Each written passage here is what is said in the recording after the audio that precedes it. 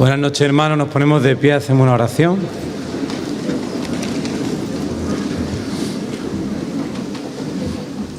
Oremos. Te damos gracias, Señor, por este encuentro, por el don de la fe, de la comunión de tu Iglesia. Te pedimos tu Espíritu Santo que nos acompañe hoy para poder ir a la fuente de nuestra fe, poder conocerte, tener deseos de amarte más. Te lo pedimos por Cristo nuestro Señor. Amén. Muy bien.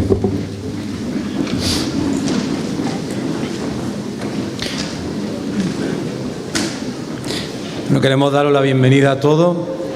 Hoy estamos un poco más... Estáis un poco más juntitos, pero como hace frío no viene mal. Bueno, bienvenidos a todos a este segundo día de las jornadas bíblicas.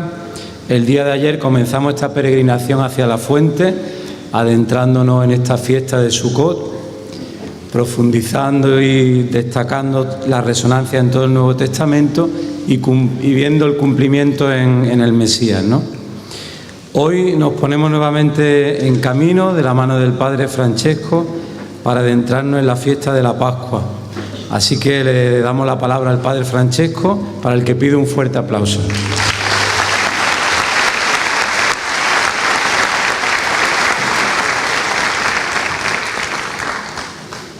Muchas gracias. Quiero empezar con una palabra del Evangelio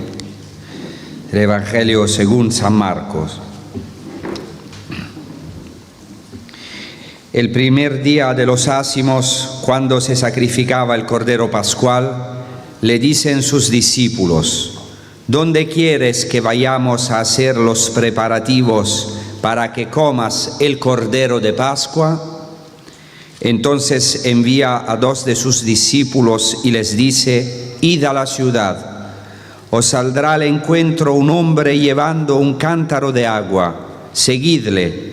Y allí donde entre, decide al dueño de la casa: el maestro dice, ¿dónde está mi sala donde pueda comer la Pascua con mis discípulos? Él os enseñará en el piso superior una sala grande, ya dispuesta y preparada. Haced allí los preparativos para nosotros. Los discípulos salieron, llegaron a la ciudad, lo encontraron tal como les había dicho y prepararon la Pascua. Palabra del Señor.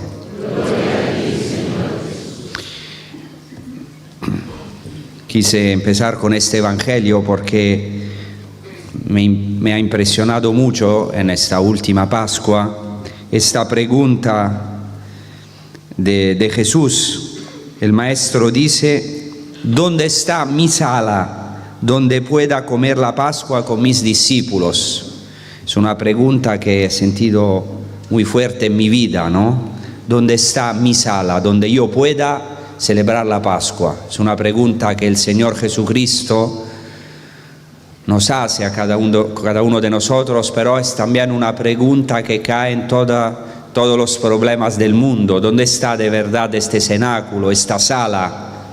Y también es una llamada, una vocación, una misión que el Señor nos entrega en esta generación, de preparar de verdad una sala para la Pascua, para dar a esta generación toda la riqueza de la Pascua de Jesucristo, de la Eucaristía vivida como dice el Concilio Vaticano II, un convivium pascalis, un banquete pascual.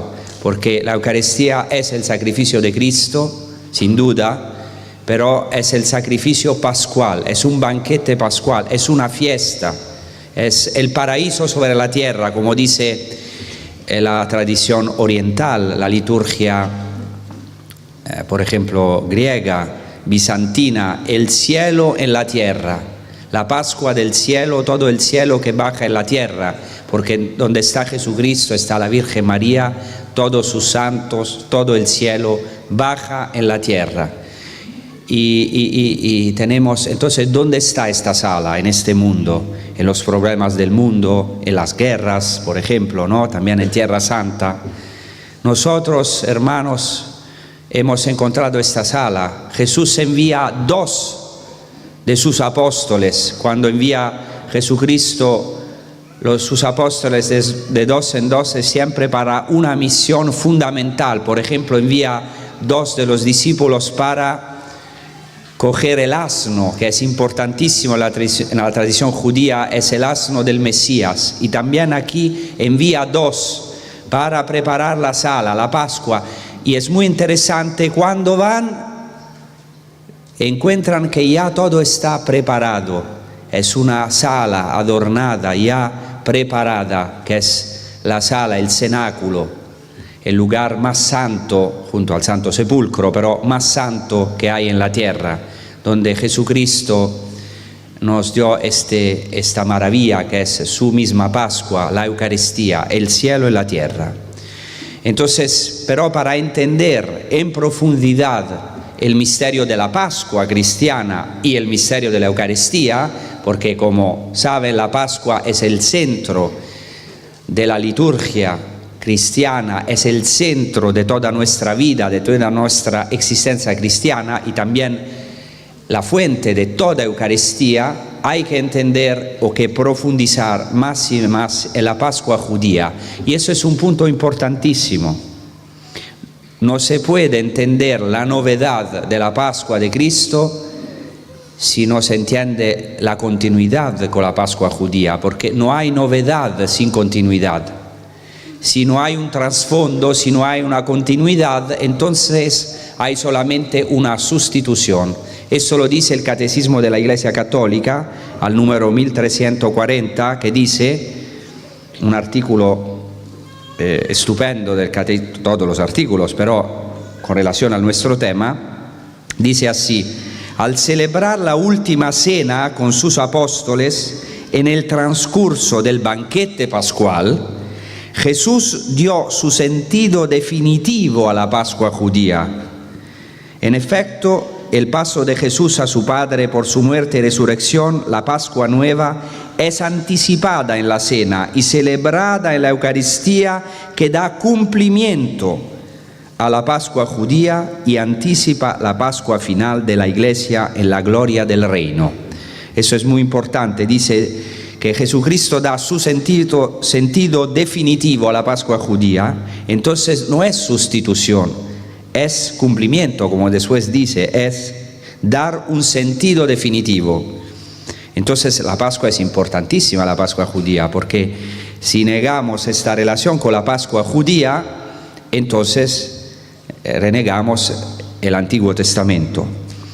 Entonces, claramente aquí no puedo hacer una catequesis completa sobre la Pascua, pero quiero solamente subrayar algunos elementos. Espero que el Señor me ayude también hoy. Antes de todo, en hebreo, Pascua se dice Pesach. Este término Pesach, Pascua, en hebreo, viene de una raíz hebrea que es Pasaj, que quiere decir literalmente cojear, saltar. Porque en la Pascua, como dice el libro del Éxodo, Dios, el Señor, ha pasado, literalmente ha cojeado, ha saltado sobre la casa de los israelitas, que quiere decir que ha pasado de largo y no los ha herido como ha hecho con sus enemigos. Todo lo contrario, el paso de Dios que irrumpe en la historia de la salvación para liberar ese pueblo que no es todavía un pueblo, es un pueblo de esclavos, no tiene libertad. Dios pasa para liberarlo, para salvarlo. Y es muy importante porque en el libro del Éxodo dice el Señor mismo, es el Pesaj, la Pascua del Señor. En esa noche, vamos a ver la importancia de la noche. Ya ayer hemos dicho algunas cosas, que la manifestación del Yo Soy, del Señor, Dios irrumpe en la historia en la noche. Hay varias noches en la historia de la salvación. Dice, en esa noche yo pasaré por la tierra de Egipto. Y aquí se utiliza también otro verbo importante en el relato de la Pascua, que es el verbo hebreo avar, que es pasar, pasar de largo o pasar más allá.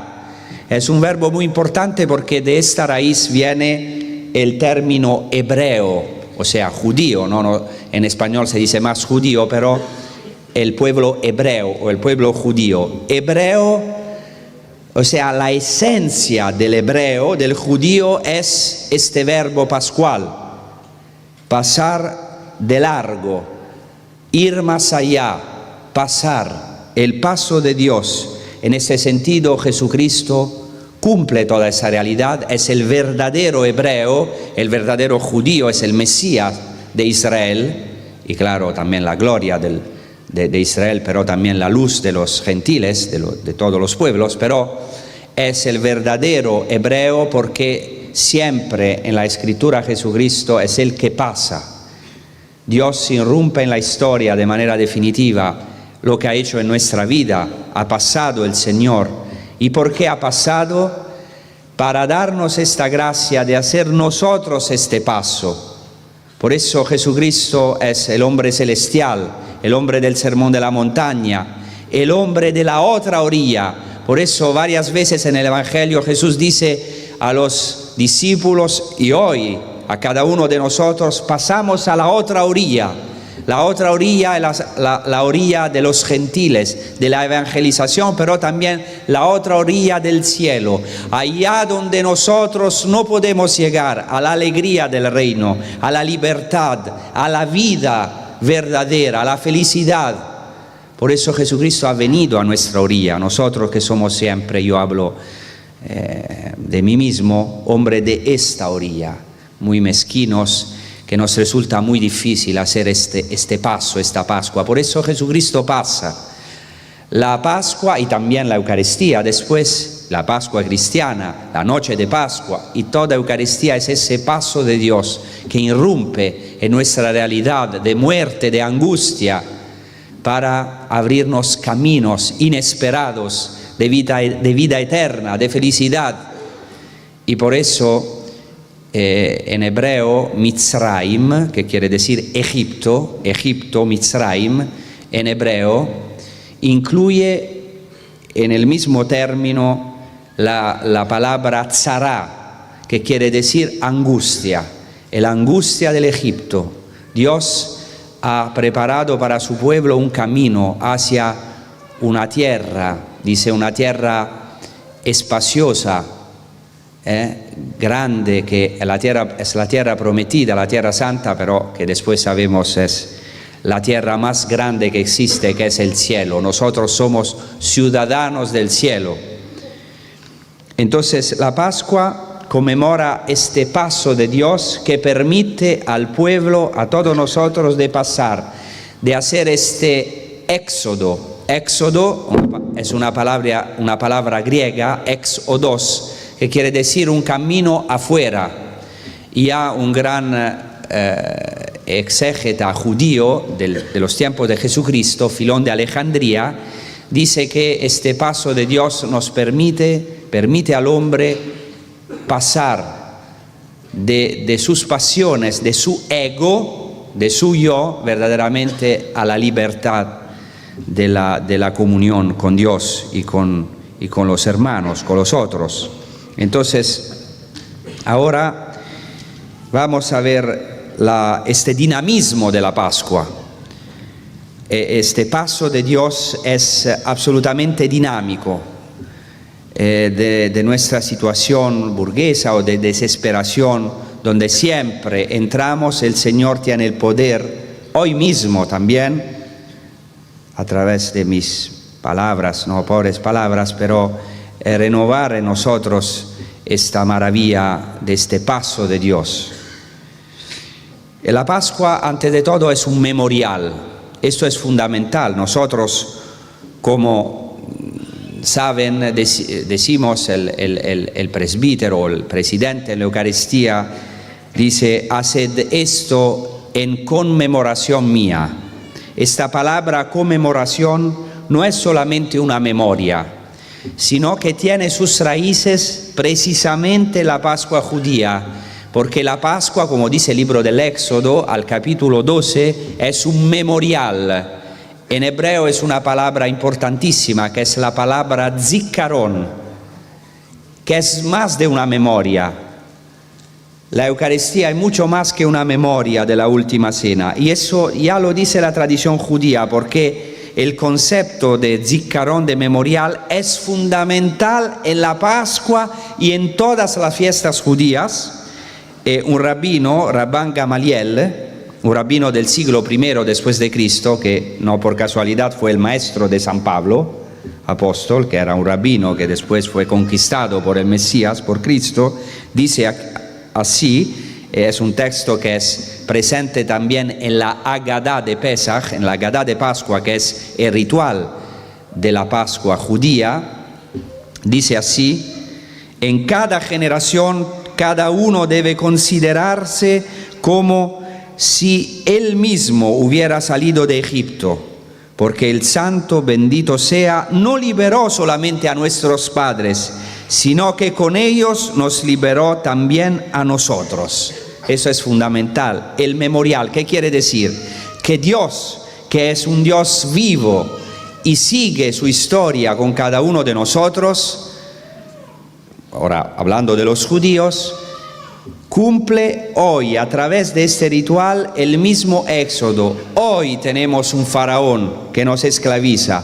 Hoy nosotros somos liberados. Hoy se cumple lo que celebramos, porque ya el Señor liberó en nuestros padres, todos nosotros hoy. Esto es un fundamento de la liturgia cristiana, porque después se cumple en Cristo. Nosotros creemos como cristianos que en la liturgia se actúa lo que se celebra. No es solamente un memorial, mucho más, claro, en Cristo esto se cumple en nosotros. Entonces, se cumple en nosotros esta maravilla de la Pascua. Por eso la Pascua es un zikaron, es un memorial. Entonces, ¿qué celebra la Pascua judía, el Pesach? Es una berajá, es la bendición más grande, es la gratitud hacia Dios por la liberación que el pueblo judío ha recibido en el pasado, que pero se actúa hoy.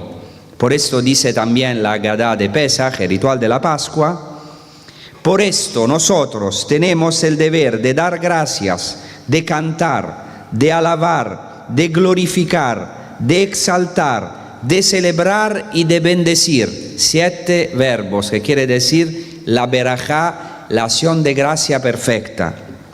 A aquel que ha hecho para nuestros padres y para nosotros todos estos milagros. Nos ha sacado de la esclavitud a la libertad, de la angustia a la alegría, del luto a la fiesta, de las tinieblas a la luz, de la esclavitud a la libertad. Cantemos en su honor, aleluya. Y por eso nosotros en la Pascua cantamos aleluya. Es la exultación más grande, la noche de Pascua, y cada Eucaristía, que es una Pascua, es para nosotros la berajá de las berajot, la bendición de las bendiciones, la acción de gracia por excelencia, porque Eucaristía quiere decir, como saben, acción de gracia. Es muy interesante que en la primera homilía pascual que tenemos, que nos ha llegado, que es de un padre de la iglesia que se llama Melitón, que fue martirizado en el año 190, entonces es la más antigua homilía pascual a pesar del Nuevo Testamento que tenemos. Dice así, él casi literalmente, es impresionante, retoma las palabras de la liturgia judía y ve el cumplimiento de la Pascua judía en Jesucristo, porque dice: Él, Jesucristo, es el que nos ha hecho pasar de la esclavitud a la libertad, de las tinieblas a la luz, de la muerte a la vida, de la tiranía al reino eterno. Es impresionante cómo los primeros cristianos celebraban la Pascua y la Eucaristía como una fiesta impresionante, como una exultación, como un canto, el canto más grande, más alto, más lindo a la resurrección de Jesucristo, celebrando claramente todo el misterio pascual, que es pasión, muerte, resurrección de Jesucristo, ascensión al cielo y don del Espíritu Santo. Pero este elemento de la fiesta era importantísimo y tenemos también el Concilio Vaticano II pidió a toda la Iglesia de recuperarlo, pero se necesita alguna vez de tiempo para que de verdad en nuestras asambleas, en nuestras comunidades, en nuestras parroquias, se recupere de verdad la Eucaristía como una fiesta, algo que es una palabra, una esperanza para todo el mundo, que es posible de verdad experimentar la resurrección de Jesucristo en esta generación y ver los mismos milagros que han visto los apóstoles. Y a esta fuente siempre tenemos que volver. Y en esto tenemos una misión, como he dicho, grandísima: ayudar a esta generación a entrar en la Pascua, a conocer la Pascua, a conocer la fiesta, conocer la resurrección de Cristo y a celebrarla como una fiesta, como un banquete pascual. En los tiempos de Jesucristo eran dos los ambientes más importantes donde se celebraba la Pascua: el templo y la casa. Es tan importante que dice Filón de Alejandría que en la Pascua la casa, el lugar del banquete pascual, tenía que estar bien adornada, lo que dice también el Evangelio, interesante, con la belleza y dignidad del templo. Esto es importantísimo. Cada casa tenía que ser como un templo doméstico, como un templo doméstico. La familia, la importancia de la transmisión de la fe a los hijos, porque esto lo dice el libro del Éxodo: esto lo transmitirás a tu hijo de generación en generación, y cuando tu hijo te preguntará por qué celebramos este ritual, tú le tendrás que contar todas las maravillas de la historia de salvación. Por eso es la noche en la cual se transmite la fe a la siguiente generación, a los hijos. Y como hemos proclamado en los evangelios, se menciona una sala grande y adornada, y el término griego que se utiliza del evangelio, adornada, quiere decir adornada con alfombras. O sea, una maravilla. Van a ver este cenáculo, esta sala, y ya estaba adornada con alfombras. Todo estaba ya preparado. Una cosa maravillosa, porque siempre el Señor que pasa nos precede. ¿Cómo se preparaba la Pascua? Antes de todo, antes de la cena pascual y antes de entrar en la Pascua, era necesario hacer una mikvah, o sea, un baño de purificación, que los judíos, como antes de cualquier fiesta, debían cumplir.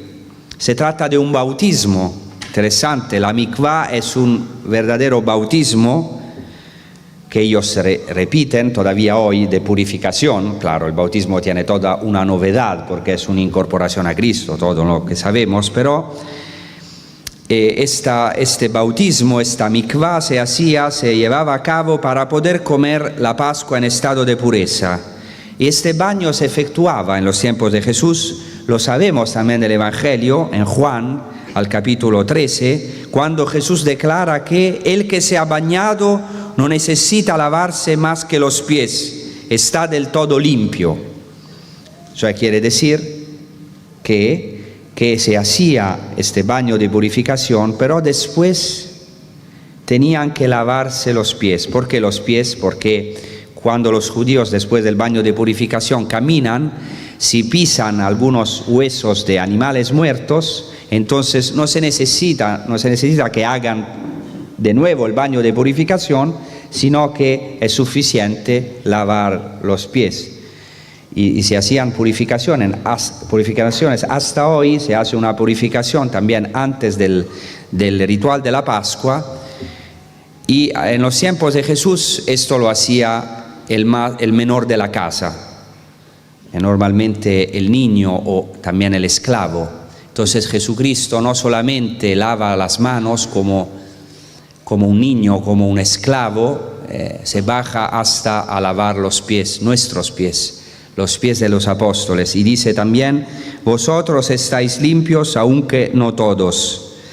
Jesús claramente une la pureza legal con la intención del corazón, ¿no? Bueno, esto. Entonces, después de este baño de inmersión, una de las cosas fundamentales de la Pascua en los tiempos de Jesús era el sacrificio del cordero, Entonces, es una cosa muy interesante porque nos dicen los textos antiguos que este día era el único día en el cual un laico podía, o sea, le era permitido a un laico ofrecer el sacrificio, porque en todos los días del año eran los sacerdotes que tenían que inmolar la víctima o hacer el sacrificio concretamente. Esto era el único día en el cual el jefe de la familia, el laico, había el permiso él de sacrificar el cordero. ¿Por qué? Intento explicarlo brevemente, porque esto del sacrificio del cordero es importantísimo. Antes de todo, el cordero, tenían que elegir muy bien este cordero, como dice también el libro del Éxodo al capítulo 12, este cordero tenía que ser sin mancha, inmaculado, y la tradición judía dice que tenía que ser hijo de corderas inmaculadas, porque es muy importante el sacrificio sin mancha, que sea un cordero perfecto. ¿Por qué? ¿Por qué se sacrificaba el cordero? Porque el cordero en el momento del sacrificio no se resiste, a diferencia, por ejemplo, del cerdo, ¿no? Cuando un cerdo se va a sacrificar un cerdo, se hace un follón, ¿no? El cerdo, o sea. El cordero no se resiste al sacrificio.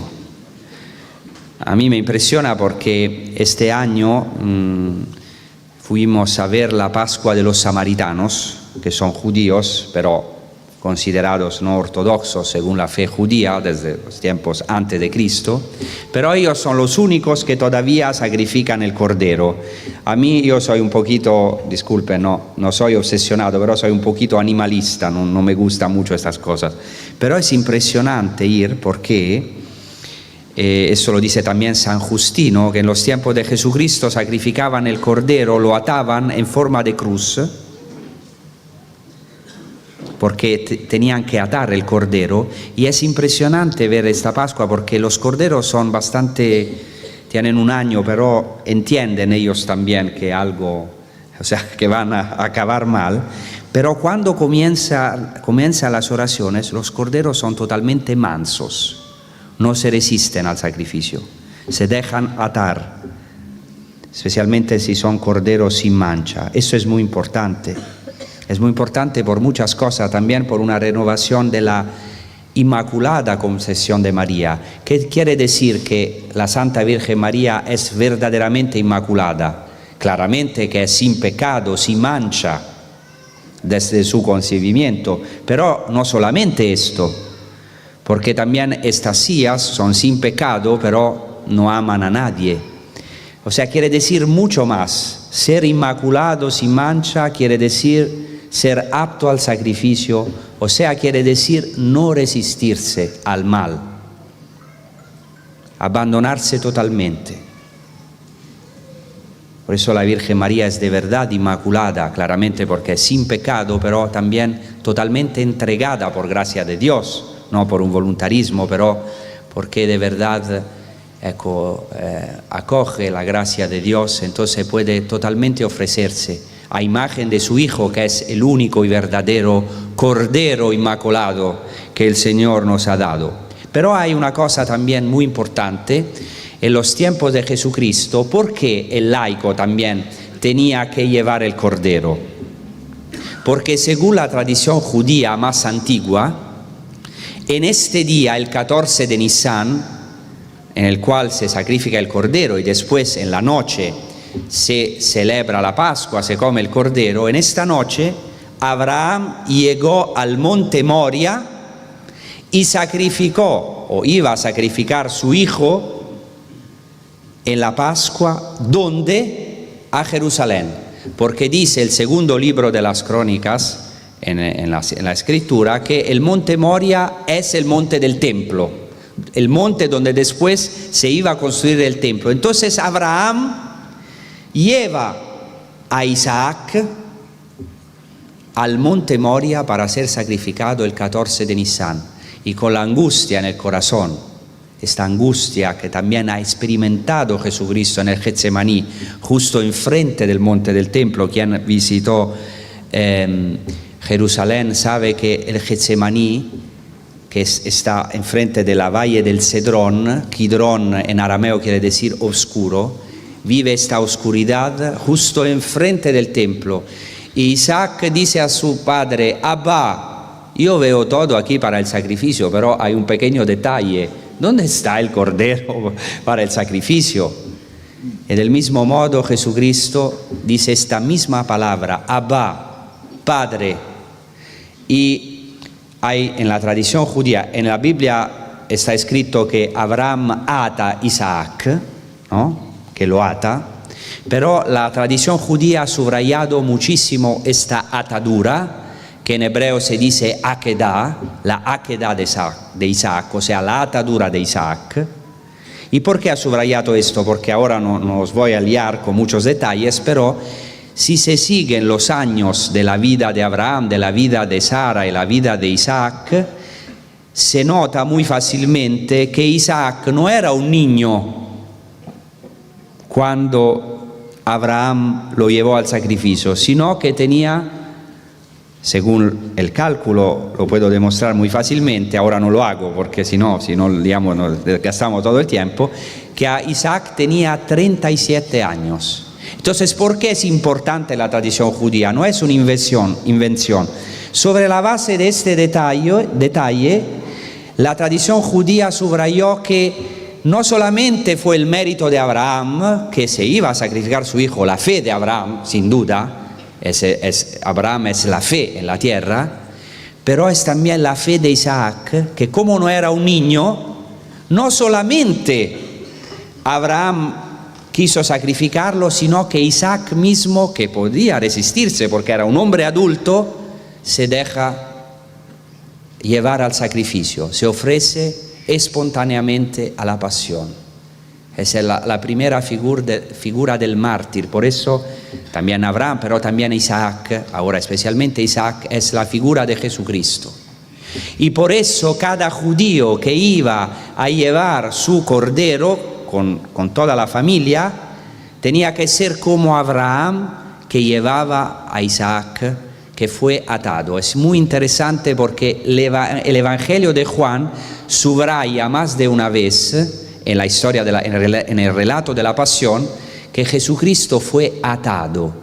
O sea, según el Evangelio de Juan, Jesucristo es el nuevo Isaac.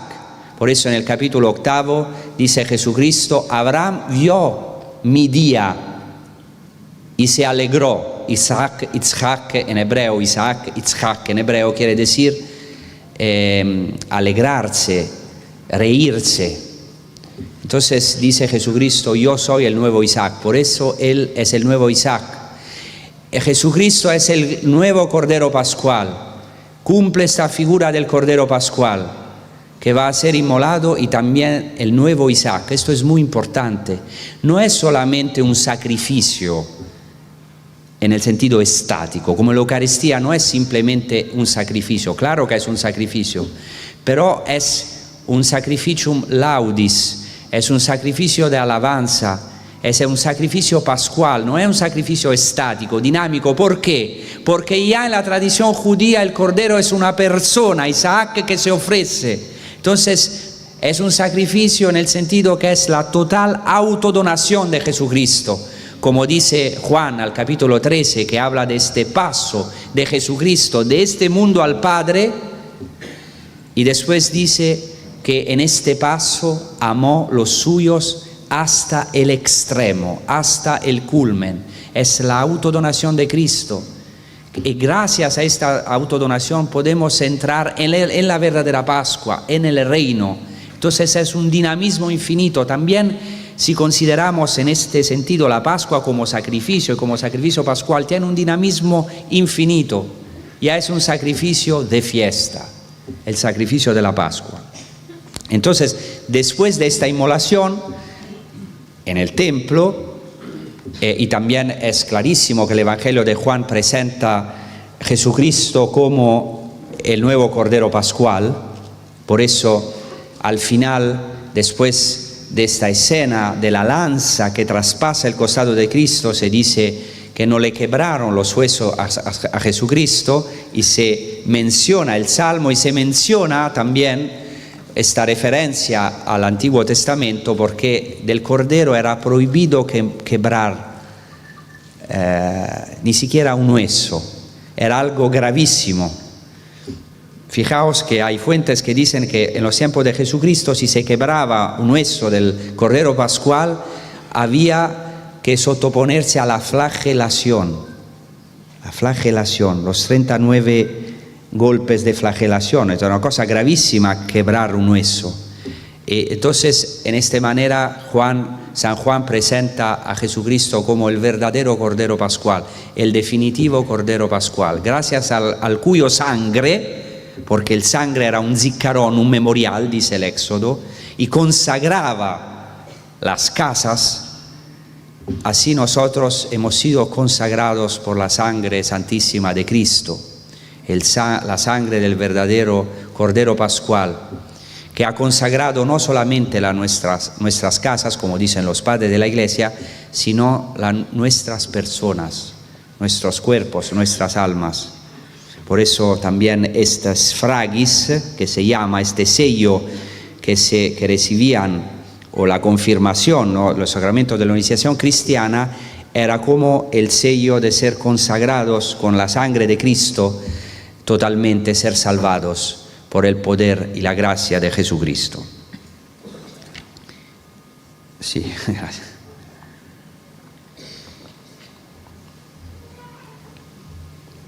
Entonces, después de este rito de la inmolación del Cordero, empezaba la cena pascual. Antes de la cena, también el día antes de la inmolación del Cordero, se preparaba la cena y se eliminaba la levadura. Eso es algo muy importante, que también se ve el cumplimiento en el Nuevo Testamento de este rito, que se llama la búsqueda del hametz, o sea, de la levadura. O sea, cada judío tiene que buscar los restos de la levadura o del pan con levadura, porque comienza la fiesta de los ácimos, que en hebreo se dice matzot. Eso es algo muy antiguo, porque es muy interesante que los judíos dicen que la levadura es símbolo de la inclinación malvada, de la maldad del hombre, que fermenta en el hombre y lo induce a pecar. Y San Pablo da una interpretación simile, pero con la novedad de Cristo, porque dice en la primera carta a los Corintios: ¿no sabéis que un poco de levadura fermenta toda la masa? Purificaos de la levadura vieja para hacer masa nueva, pues sois ácimos. Así que celebremos la fiesta no con vieja levadura, ni con levadura de malicia e inmoralidad, sino con ácimos de pureza y verdad.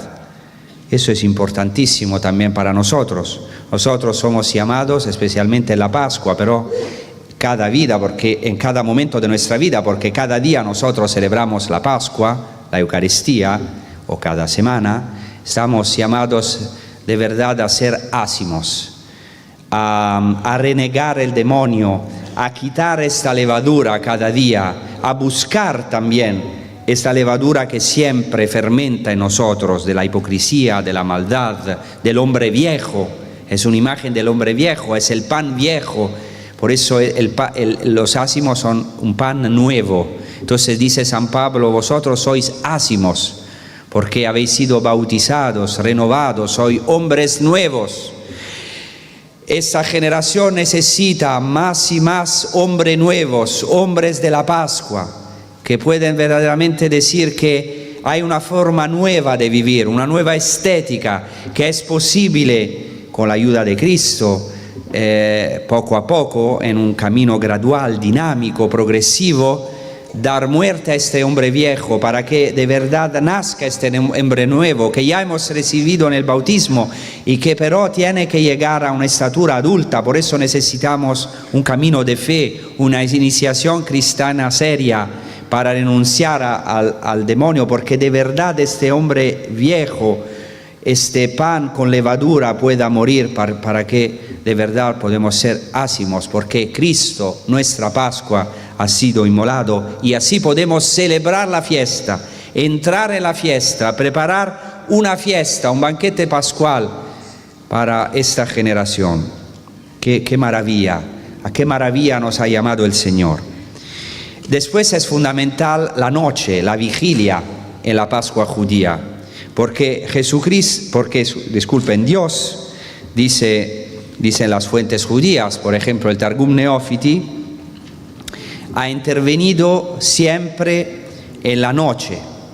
Y hay un canto que hacen los judíos al final de la Pascua que elenca, hace una lista de todas las intervenciones de Dios en el Antiguo Testamento en la noche. Pero eso también sabemos después en el Nuevo Testamento, cuántas veces Dios aparece en la noche. Jesucristo aparece al final de la noche, como en la tormenta, en la tempestad. Siempre Jesucristo aparece en nuestras noches. Entonces dice el Targum Neófiti que hay 4 noches en la historia de la salvación. Y eso es importante en relación también a nuestra Pascua. La primera noche es la noche de la creación. Fijaos que es tan importante esta tradición judía que en la liturgia renovada por el concilio de la vigilia pascual, que es una cosa, un deseo grandísimo de la Iglesia, antes del concilio, ya el Papa Pío XII intentó absolutamente recuperar la vigilia toda la noche, porque antes del concilio se celebraba la vigilia el sábado por la mañana. Entonces esto es un deseo de toda la Iglesia. Y todavía no es fácil llegar a esto, o sea, recuperar toda la riqueza de la vigilia pascual en la noche, que tenía una riqueza inmensa. Hay muchísimos textos y estos también nosotros tenemos que formarnos en estos textos de los padres de la Iglesia.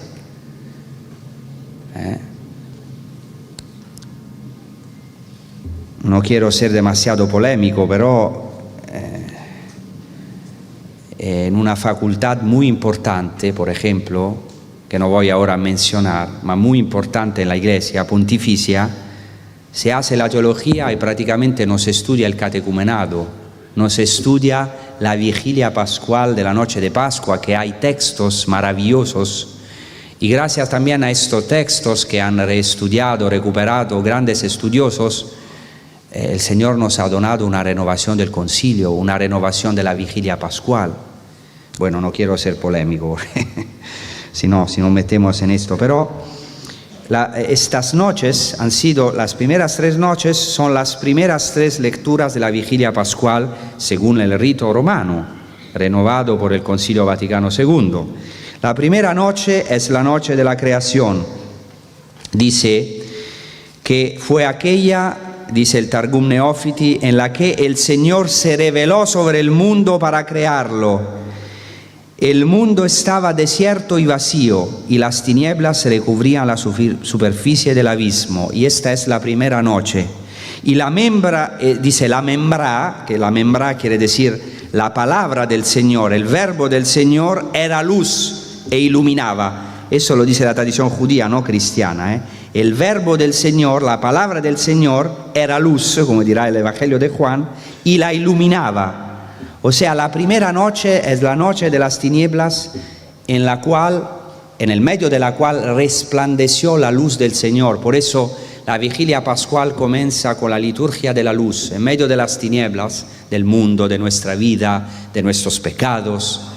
se enciende la luz de Cristo. Es impresionante. La segunda noche es la noche de la fe. Dice el Targum, la segunda noche fue cuando el Señor se reveló a Abraham a la edad de 100 años y a Sara su mujer, que tenía 90 años, para que se cumpliera lo que dice la Escritura: es que Abraham a la edad de 100 años podrá engendrar, y Sara su mujer a la edad de 90 concebir. Isaac tenía 37 años cuando fue ofrecido sobre el altar. Los cielos descendieron y bajaron, e Isaac vio la perfección, y sus ojos se deslumbraron por sus perfecciones, y la llamó segunda noche. Una noche de la fe, una noche donde Isaac se ofreció, y cuando se ofrece, según la tradición judía, esto es maravilloso, en el momento en que se ofrece al sacrificio, ve la gloria de Dios, por eso se queda ciego, ¿no? Después dice el relato bíblico que Isaac no se confundió entre Isaac y Jacob, entre Jacob y Esaú, porque se quedó ciego, porque vio la gloria de Dios. Eso es interesante también en el Nuevo Testamento, en los Hechos de los Apóstoles. Santo Esteban, cuando se ofrece al sacrificio, entonces ve los cielos abiertos. Es maravilloso. Isaac, en el monte del templo en Jerusalén, en la noche de Pascua, ve la gloria de Dios. Y Abraham, ¿dónde ve la gloria de Dios? Porque Abraham no ve la gloria de Dios, está en la oscuridad porque está sacrificando su hijo. Pero ve la gloria de Dios en los ojos de su hijo. Eso es maravilloso, como un espejo. Y allá puede recuperar su hijo, es como una resurrección, porque ya lo veía muerto. Eso es importante. Muchas veces estamos en la oscuridad, no vemos la gloria de Dios, pero la vemos en los ojos de nuestros hijos o de nuestros hermanos de comunidad, en los ojos de hermanos que dan su vida. Eso es impresionante. Pero es una noche también de luz, es la noche de la fe. La tercera noche, claramente la conocemos, es la noche de la liberación del Egipto. Dice, la tercera noche fue cuando el Señor se rebeló contra los egipcios en medio de la noche. Subraya la noche, esta noche en la cual el Señor abre el mar enfrente de un pueblo que no tenía esperanza. Esa es la noche del Dios del imposible, que abre caminos en medio del mar, en medio de la muerte. Y después hay una cuarta noche, eso es muy interesante, que es la noche del Mesías. Por eso en esta noche hay que estar despierto toda la noche para atender la venida del Mesías, porque dice así: en la cuarta noche el mundo llegará a su final para disolverse. Los yugos de hierro serán demolidos y las generaciones perversas serán arrasadas. Moisés saldrá de mitad del desierto y el rey Mesías vendrá de lo alto. Uno caminará a la cabeza del rebaño y el otro caminará a la cabeza del rebaño, y su palabra caminará entre los dos. Yo y él caminaremos juntos. Es la noche de Pascua para la liberación de todas las generaciones de Israel. Por eso es impresionante que en su primera venida el Mesías se haya revelado en la Pascua, en la noche de Pascua, en esta noche en la cual el Señor se entrega totalmente. Y también en la segunda venida de Cristo, según los padres de la Iglesia, han subrayado esto porque, por ejemplo, San Jerónimo dice: es tradición entre los judíos. Fijaos cómo los padres conocían la tradición judía y le daban importancia. Dice San Jerónimo: es tradición entre los judíos que el Mesías tiene que venir a medianoche, a semejanza de los tiempos de Egipto, cuando se celebró la Pascua y vino el exterminador y pasó el Señor sobre las tiendas y fueron consagradas con la sangre del Cordero las jambas de nuestras puertas. Impresionante esto, porque para los judíos la noche de Pascua es una noche en la cual se espera el Mesías. En esta noche hay 4 copas de vino y una otra copa es la copa de Elías, del profeta Elías, porque se espera la venida del Mesías, porque el profeta Elías anuncia la venida del Mesías y hay que quedar la puerta abierta. Eso es algo también muy lindo, ¿no? Porque los niños esperan toda la noche, porque la puerta está abierta, esperan el Mesías, porque se espera el Mesías que venga en esta noche. Los judíos que todavía piensan que no haya venido, para nosotros ya el Mesías ha venido, esta puerta de la misericordia es abierta para nosotros. Pero todavía la puerta está abierta también para nosotros, porque nosotros en cada Eucaristía gritamos y tenemos que gritarlo con fuerza: Maranatá, ven Señor, porque ya ha venido, pero también esperamos la segunda venida del Mesías. Entonces también la noche de Pascua es una noche maravillosa de espera del Mesías, que ya ha venido, pero viene en esta noche y tiene que venir en su segunda venida para llevarnos con Él. Entonces, claro, en esta noche no tengo mucho tiempo, pero quiero decirlo sintéticamente, hay todo un ritual que es importantísimo, que consiste en una liturgia de la palabra, en un relato, porque el padre de familia tiene que narrar todas las obras de salvación del Señor en la historia del pueblo. Se comienza con Abraham y después hasta el relato del Éxodo. Entonces es una noche en la cual se hacen cantos, se canta el Dayenu, que quiere decir esto no habría bastado, ¿no? Dayenu quiere decir esto nos habría bastado, esto nos basta literalmente, dice esto nos basta. Entonces se proclaman, es muy interesante porque justamente en la noche de la Pascua, en el cenáculo, uno de los apóstoles, que es Felipe, le dice a Jesucristo: Señor, móstranos el Padre y nos basta, y Dayenu. Es impresionante esto, y Jesús tiene que decirle: ¿cómo todavía no me has conocido? Quien ve a mí ve al Padre. Esto es el culmen del Dayenu. Toda la historia de la salvación tiene un fin, de encontrarse con el rostro mismo de Dios, que es nuestro Señor Jesucristo, el Mesías, porque toda la Pascua tende al cumplimiento mesiánico. Esto se realiza en Jesucristo, que está allá con sus apóstoles celebrando la Pascua. Entonces, en esta noche de Pascua hay 3 comidas que son fundamentales, que son claramente el pan ácimo, del cual ya hemos hablado, las hierbas amargas, porque hay que acordarse de la amargura del Egipto, y el cordero pascual. Hoy los judíos no comen el cordero porque no tienen templo, no pueden sacrificar el cordero, también porque el verdadero cordero pascual ya ha llegado. Y después hay otra cosa fundamental, que es el vino. Cada judío tiene que beber en esta noche 4 copas de vino. Después no siempre beben vino, sino también, como se dice, zumo de uva, porque también los judíos no es que pueden embriagarse así, ¿no? Pero es importante, el vino es la fiesta, y hay 4 bendiciones importantísimas, ¿no? Esto quiero solo decir que el pan ácimo es fundamental, porque al comienzo de la Pascua judía se eleva y se dice en arameo: Alachma Aniá, eso es el pan de la aflicción. Aniá quiere decir el afligido, el humilde, la humildad. Por eso Betania quiere decir la casa del humilde.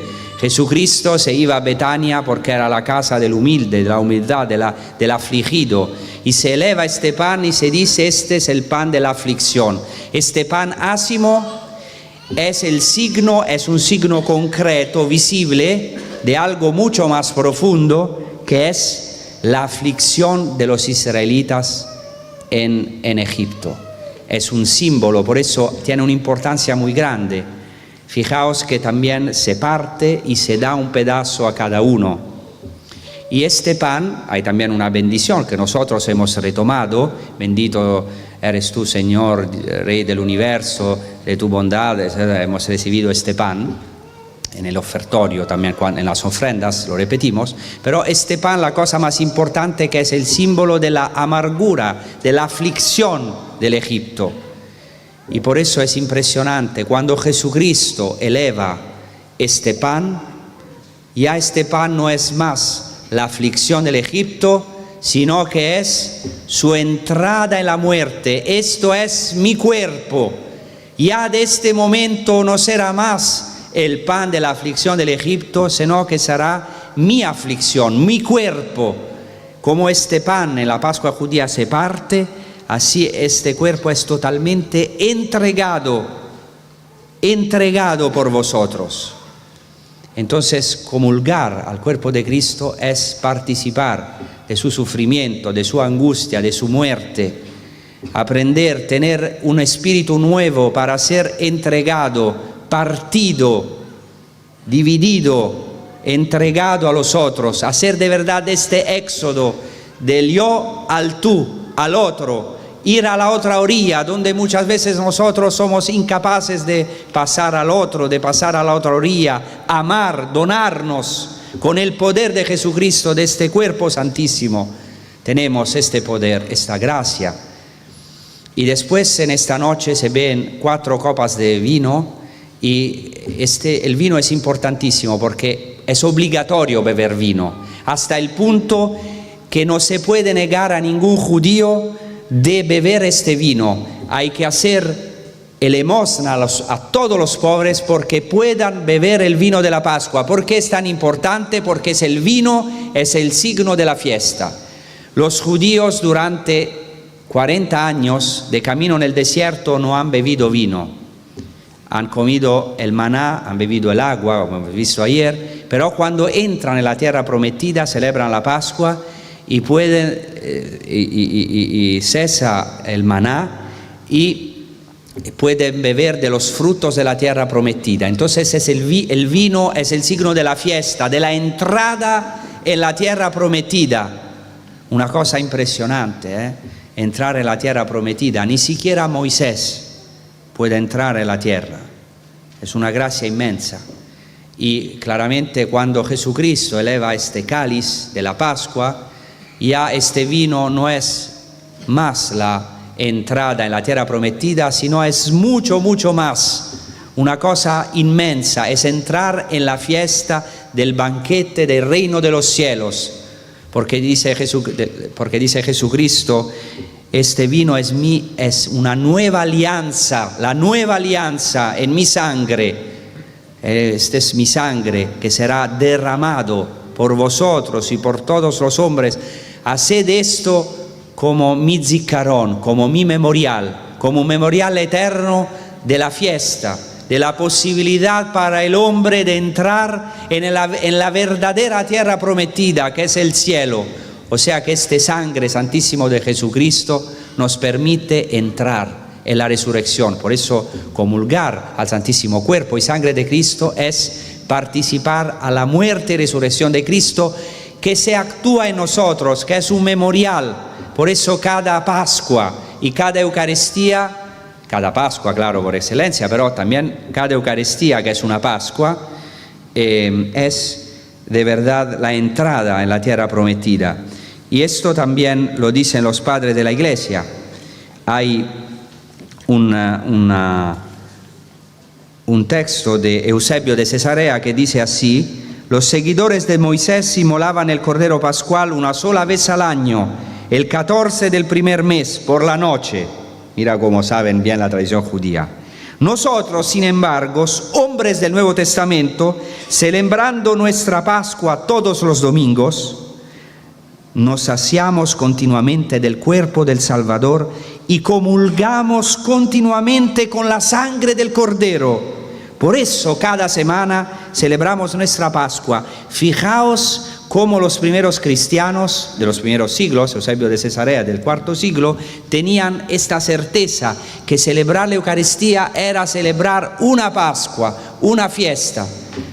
Por eso en cada Pascua, es interesante esto, literalmente, lo siento mucho por lo que dicen que, os digo una cosa así para reírse, o sea, dicen que hay que comulgar al cuerpo y sangre de Cristo de rodilla, no, hay que comulgar sentado. Jesucristo celebró la Pascua y eran, ¿cómo se dice? Distesi. Acostados, recostados. Yo sinceramente no tengo problema, doy la comunión a todos, a quien se pone de rodilla, a quien está sentado, a quien se postra, para mí, porque muchas veces se subraya demasiado la posición y no la intención, porque puede ser uno que también viene a comulgarse postrado, pero no puede, bueno, esto no me meto en esto, pero eso es muy importante, se celebraba la Pascua, ¿cómo se dice? Recostados. ¿Por qué recostados? Esto es interesante porque San Juan pone su cabeza en el pecho, en el corazón de Jesucristo, porque estaban recostados. ¿Por qué recostados? Hasta hoy los judíos tienen que recostarse, están sentados cuando celebran, pero recostarse porque solo los hombres libres comían en los tiempos de Jesucristo recostados. Entonces la cosa más grande, por eso lo digo, no es tanto, pero no es que tenemos que celebrar la Eucaristía recostados, ¿no? No es esto. Estoy diciendo pero para subrayar la libertad, la fiesta, o sea, entrar en la Pascua para un judío entrar en la Pascua es entrar en la libertad. Y eso es muy importante, porque también en la multiplicación de los panes, literalmente en griego, se dice que Jesucristo hizo recostar la gente. Eso es un signo del cielo, que nosotros también podemos descansar. Esto quiero decir, no tanto, para mí no hay problema, con lo que dice la Iglesia se hace. Ma la cosa importante es que la Eucaristía es un descanso, es de verdad ser recostados ya en el banquete del reino de los cielos. Podemos hacer esto. Nosotros que fuimos muchas veces recostados en nuestros burguesismos, en nuestros pecados, podemos de verdad recostarnos en el corazón de Jesucristo, y también entre nosotros vivir de verdad este descanso.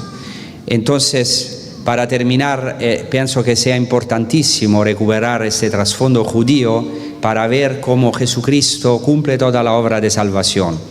Y eso también es una llamada para todos nosotros a recuperar los signos de la Pascua cristiana.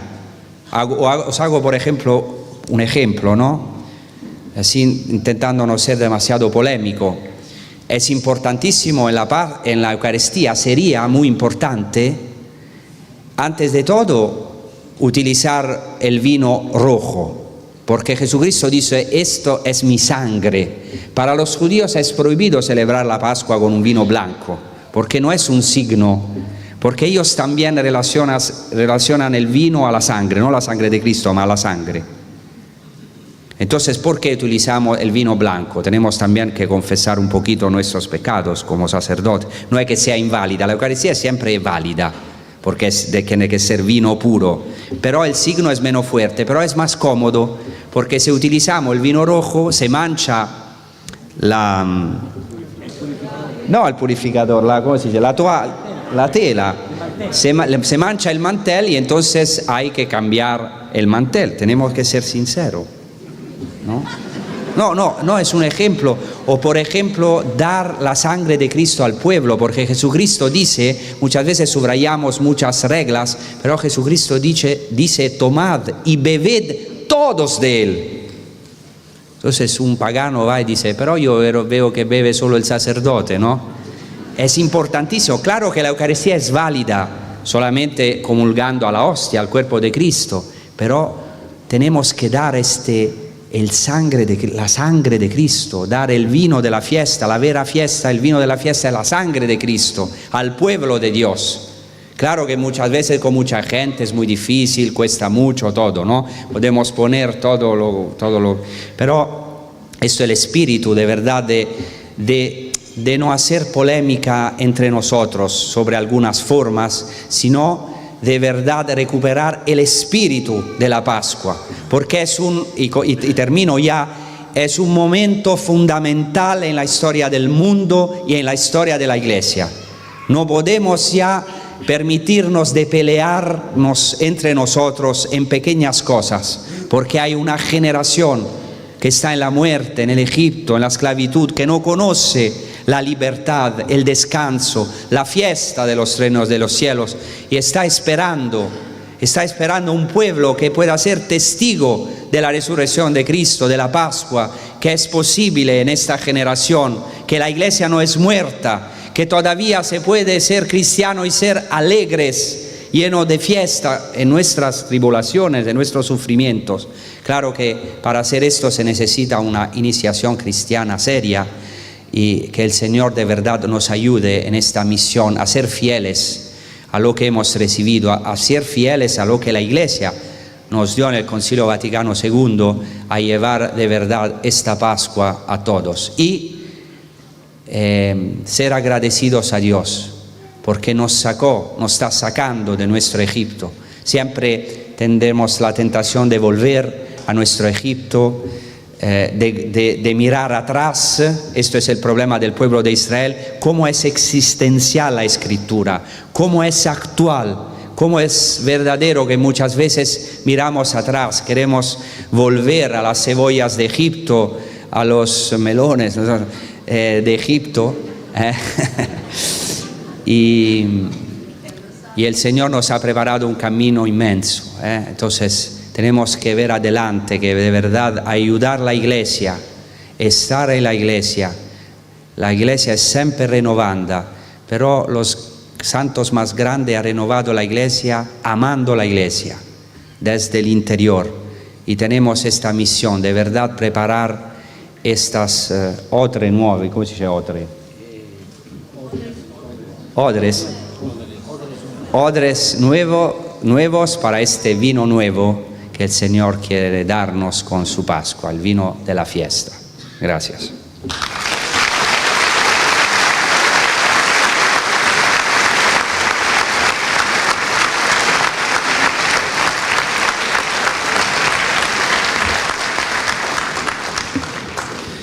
Bien, hermano, agradecemos a todos la presencia y os esperamos mañana, mañana a las 7:30. Hoy más o menos hemos entrado. Le pedimos al Padre Juan de Dios si nos puede dar la bendición, por favor. Nos ponemos de pie.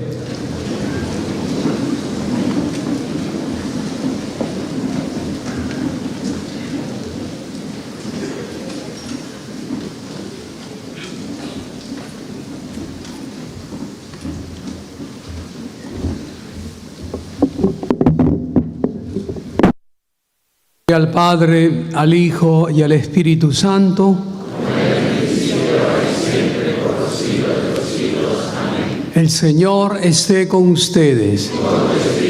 La bendición de Dios Todopoderoso, Padre, Hijo y Espíritu Santo, descienda sobre ustedes. Amén. Buenas noches.